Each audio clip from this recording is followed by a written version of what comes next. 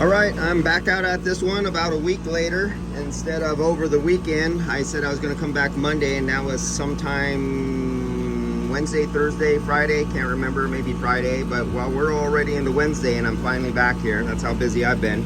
But remember, I was filling this up, and I ran out of refrigerant out of a container.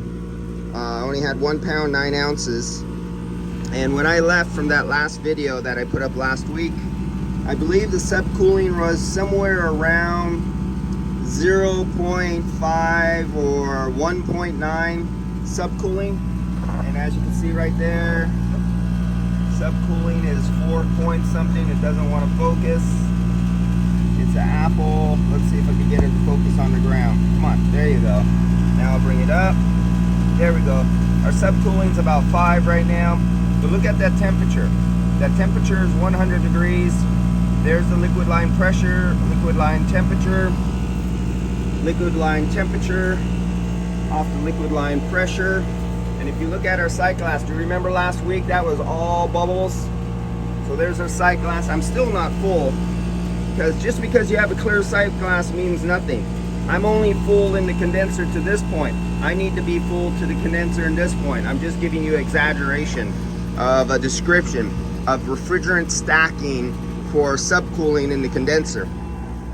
But I'm really close, and this is not a perfect setup. They got it really messed up the way the air handler is set up and everything, so conditions aren't perfect. And if you look, the way this is, they have this on these courier units. They suck the air in through this side and blow the air out through the coils. And while we're blowing into a box right here, and there's really nowhere for it to go except up here, but there's a lot of roll around, and this heat comes right around here and does this. Plus this hot metal cabinet, it's 90 degrees out, 89 degrees out right now, and it gets hotter there. It's just not, and 100 feet of line set, and oversized line set.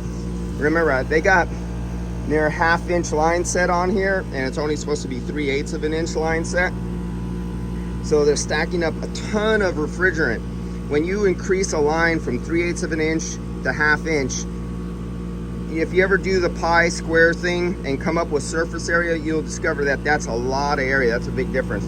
So there's a lot of refrigerant being stacked just inside the refrigerant line. It really messes things up, especially in cold weather operation.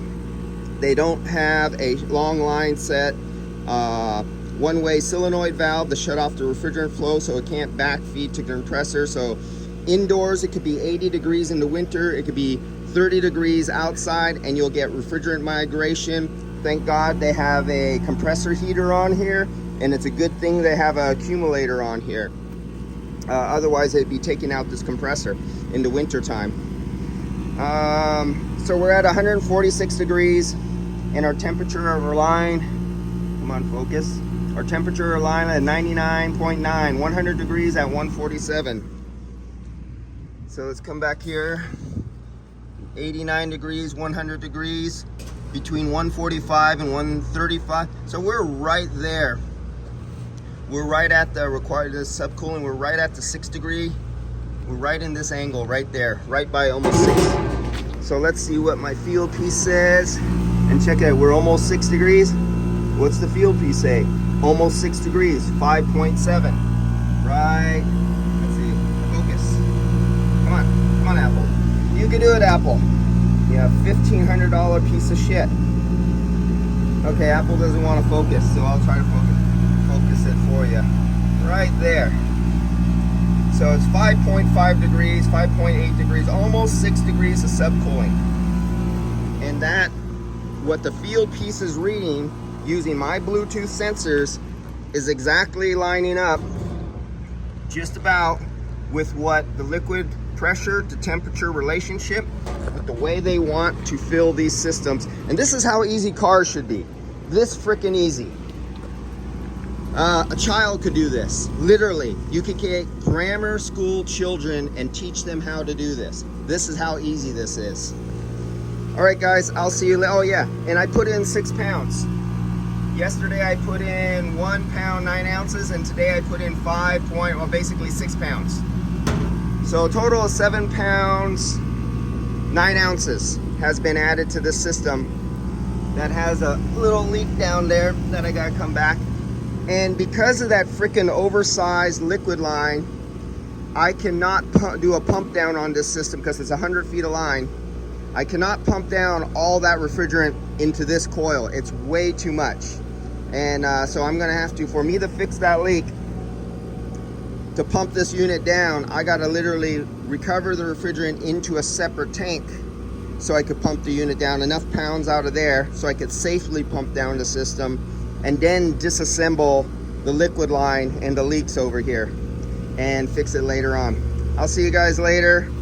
Automotive has a long ways to come to make filling up a system proper.